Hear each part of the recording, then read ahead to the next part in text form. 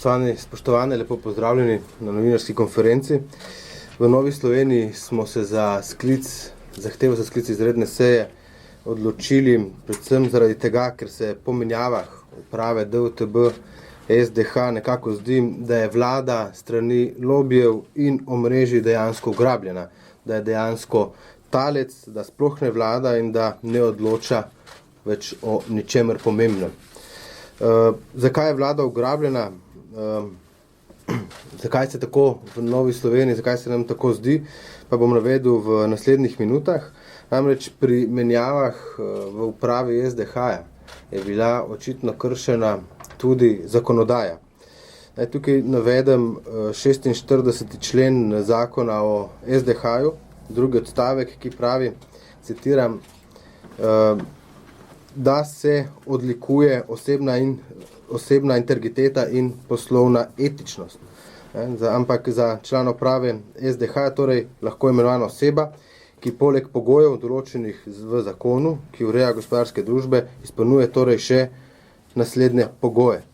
Torej, kakšne integriteto in etičnost izpolnjuje novi predsednik uprave, gospod Jazbec, ki je bil med majem 2011 in novembrom 2012 predsednik kreditnega odbora Nove Ljubljanske banke. In Jazbec je v tem času odobril med drugim 40 milijonov evrov kredita Savi, Merkurju v višini 31 milijonov evrov, pa Vegradu v višini 16 milijonov evrov, ACH-ju v višini 40 milijonov evrov in tako naprej. To so podjetja, ki so bodisi propadla ali pa zaradi negospodarnega upravljanja končala na slabi banki. Torej, še enkrat poudarjam, kakšna poslovna etičnost je to, da je gospod Jazbec kot član uprave Nove Ljubljanske banke in predsednik kreditnega odbora NLB odobril tako visoke kredite podjetjem, ki so bila tik pred propadom. Nadalje, v tem členu tudi zapisano, da ima predsednik uprave 10 let delovnih izkušenj na vodstvenih položajih, od tega vsaj 3 leta v primerljivih dejavnostih in dosega pri svojem delu dobre primerljive rezultate. Namreč gospod novi predsednik uprave SDH je bil član uprave NLB v letih 2009 in 2012. V tem času je NLB zabeležila naslednje rezultate. Leta 2009 87 milijonov evrov izgube. Leta 2010 202 milijona evrov izgube. Leta 2011 239 milijonov evrov izgube. Leta 2012 274 milijonov evrov izgube. Tukaj spoštovano vlado sprašujem, ali je gospod Jazbec po njenem mnenju s tem dosegel torej dobre primerljive rezultate, kot jih v primeru imenovanja uprave SDH opredeljuje torej 46. člen zakona o SDH-ju. Nadalje bi izpostavil tudi primer Barbare Smolnikar, članice nadzornega sveta SDH. Namreč drugi člen 39. oziroma drugi odstavek 39. člena zakona o SDH pravi, člani nadzornega sveta SDH ne smejo biti v poslovnem razmerju z gospodarsko družbo, s kapitalsko naložbo države ali z njo povezano družbo. Za poslovno razmerje se šteje vsak pravni posel, razen poslov, v katerih je član nadzornega sveta SDH odjemalec običajnih produktov in storitev družbe, v katerih SDH ima ali upravlja kapitalsko naložbo po splošnih pogojih, ki veljajo za druge subjekte na trgu. Zdaj, tukaj velja eno pojasnilo, namreč gospa Barbara Smolnikar je hkrati tudi predsednica uprave NLB Vita DD, ki si jo lastita matična NLB in belgijska KBC. Gre torej za kapitalsko naložbo matične Nove Ljubljanske banke. To pa pomeni, da je gospa Barbara Smolnikar postala nadzornica SDH, čeprav je v poslovnem razmerju z gospodarsko družbo, s kapitalsko naložbo države, kar po zakonu SDH ne bi smela biti. Kako je torej lahko vlada kljub temu imenovala gospo Barbaro Smolnikar za članico nadzornega sveta Slovenskega državnega holdinga? Zakaj vlada pri imenovanju Barbare Smolnikar v nadzorni svet ni sledila 39. členu zakona o Slovenskem državnem holdingu? Nadalje, Zakon o Slovenskem državnem holdingu v zadnji alineji 3. točke 6. člena, ki govori o načeli skrbnosti in odgovornosti, pravi, citiram, člani organov in druge odgovorne osebe SDH morajo pri upravljanju naložb in opravljanju svojih nalog ravnati odgovorno. Odgovorno ravnanje članov organov in drugih odgovornih oseb SDH se zagotovi zlasti z oblikovanjem, dokumentiranjem in nadziranjem zapisniškega dokumentiranja sej uprave SDH in nadzornega sveta SDH ter obstoja predpisov zvočnega zapisa sej uprave SDH in nadzornega sveta SDH ter druge pomembnejše dokumentacije, na podlagi katere se lahko oceni uspešnost delovanja ali skrbnost in odgovornost delovanja članov organov in drugih odgovornih oseb SDH. Spet podajam nelogičnost oziroma pojasnilo. Namreč predlagatelji sklica izredne seje se ob tem seveda sprašujemo, ali je bila izredna seja nadzornega sveta SDH ustrezno dokumentirana in ali bo vlada kot skupščina SDH zaprosila nadzorni svet SDH za predložitev celotne dokumentacije dogajanja na seji nadzornega sveta, ko je ta imenoval novo upravo SDH. Tukaj govorimo o zapisniku seje, magnetogramu in tako naprej. Ali takšna dokumentacija torej sploh obstaja? Naj pri tem opomnimo, da je SDH po 63. členu zakona o SDH zavezanec za posredovanje informacij javnega značaja. Glede postopka tega posredovanja in dolžnosti zavezanca pa se uporabljajo določba zakona, ki ureja dostop do informacij javnega značaja. In še do primera DUTB in imenovanja gospoda Marka Simonetija. Vlada Mira Cerarja je namreč 5. marca tega leta imenovala nove neizvršne direktorje DUTB, med katerimi je, kot sem že dejal, tudi gospod Marko Simoneti.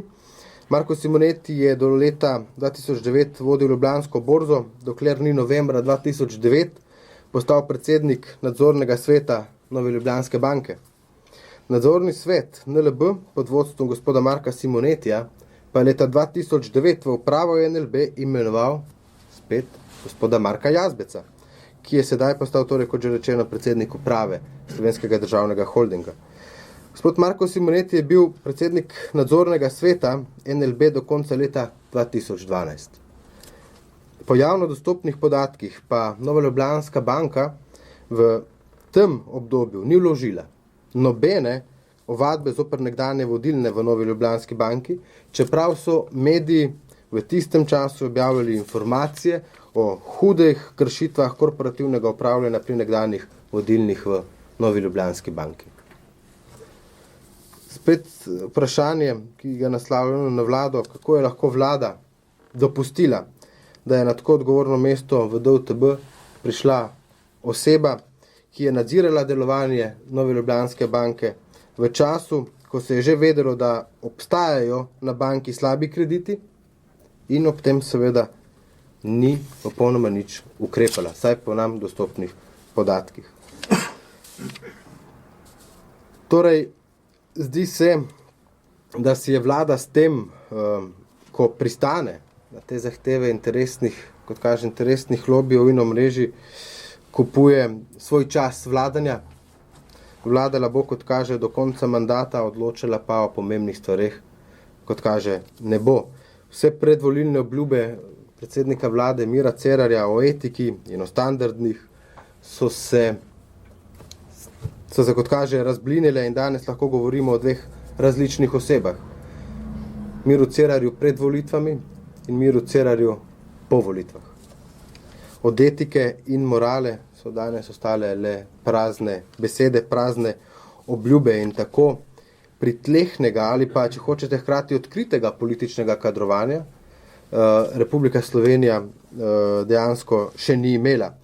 Vlada daje torej podporo posameznikom, ki so sokrivi za večmilijardno bančno luknjo, ki so jo seveda sanirali državljani, davkoplačevalci. Namesto da bi seveda tej posamezniki odgovarjali za bančno luknjo, so torej strani vlade Republike Slovenije nagrajeni. Upravljali bojo pa za to nagrado z 14 milijardami evri premoženja. Im lahko zaupamo. To je enako, kot bi nekako sem že dejal, kot bi lisica čuvala kokoši. Rezultat tovrstnega kadrovanja vlade Republike Slovenije bo seveda nova bančna luknja, vkolikor pravočasno vlada ne bo ukrepala.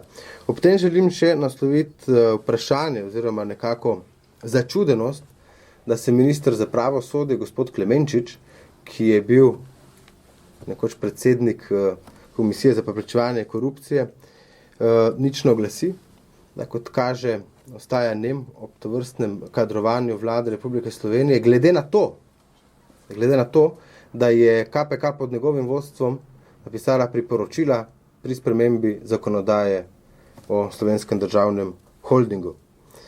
Ob tem naj podam še mnenje, da ni težava to, da vlada Republike Slovenije kadruje. Bistveno je, da kadruje sposobne in kredibilne ljudi, namreč vlada v primeru SDH-ja, DUTB-ja sodeluje kot skupščina, ampak kadruje naj kredibilne osebe, kredibilne posameznike.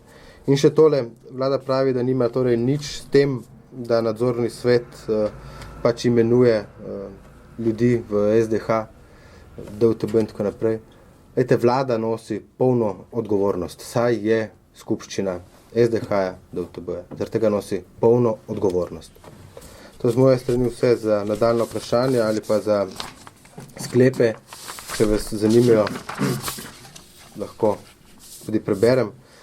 Zdaj, predlagatelji sklica seje smo predlagali naslednje sklepe. Državni zbor Republike Slovenije predlaga vladi Republike Slovenije, da preveri, ali so bila pri imenovanju v nadzorni svet Slovenskega državnega holdinga v upravo SDH in v upravni odbor DUTB spoštovana določila zakona o integriteti in preprečevanju korupcije v zvezi z nasprotji interesov in o ugotovitvah seznani Državni zbor Republike Slovenije.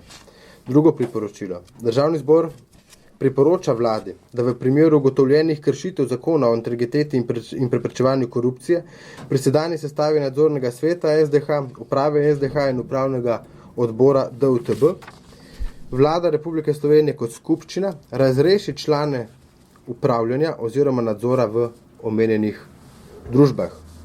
Državni zbor priporoča vladi, da kot skupščina SDH naroči nadzornemu svetu SDH preverjanje upoštevanja 46. člena zakona o Slovenskem državnem holdingu pri imenovanju sedanje uprave SDH in o ugotovitvah seznani Državni zbor Republike Slovenije.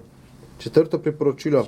Državni zbor Republike Slovenije priporoča vladi kot skupščini SDH, da preveri, ali so člani nadzornega sveta SDH delovali pri imenovanju uprave SDH v skladu z določili 59. člena zakona o Slovenskem državnem holdingu in o ugotovitvah seznani Državni zbor. In še zadnje, peto priporočilo.